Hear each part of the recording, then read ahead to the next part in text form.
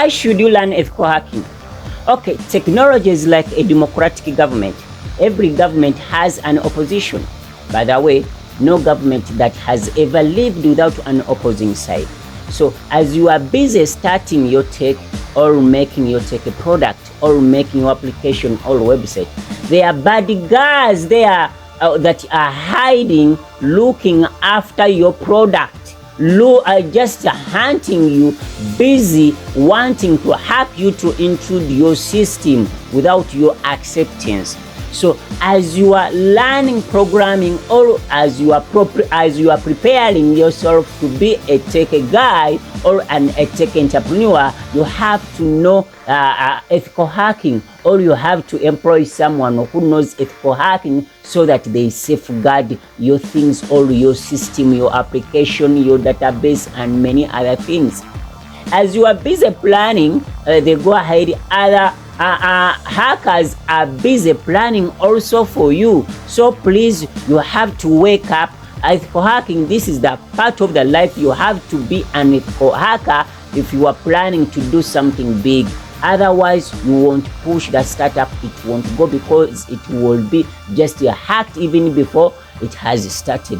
What are we going to learn in this complete course of ethical hacking? By the way, I'm going to take everyone, even though you do not have any IT background, I'm going to take you from A up to Z. Do not worry, just follow me for everything. You are going to master everything. What are we going to study in this ethical hacking complete course? Okay, we are going to see the foundation of IT and programming. We are going to see everything there, or what are the computer operating systems, the coding languages mostly used by hackers, and other computer tools.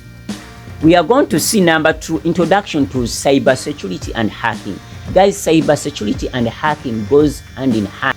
Number 3, scanning of the network. This is the major thing. You can't do anything, you can't start ethical hacking how you do not know how they scan, how really you can intercept the false things or the linkage in the network or anything.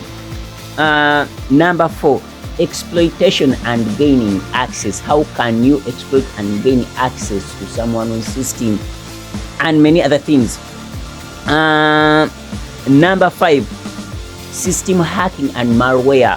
We are going to see different types of malware and how you can interfere with it, how you can stop it or redirect it, and many other things. Number 6, we are going to see advanced hacking techniques. What are those hacking advanced techniques that hackers use, and how can you intercept them, how can you stop them? In number 7, you are going to see defensive security and incident response. Okay, what are the defensive means? How can you safeguard your CEO's or your director's system or your company's system, and what can be the response if you are hacked? And number 8, we are going to see some projects, the final projects and career developments in the real world, the things that we are going to make a practice in the real world, how someone can hack you and how you can interfere with how you can interfere with it, how can you stop it, how can you deal with it. Don't forget to subscribe to this YouTube channel, and let's meet in another lesson for more. Thank you.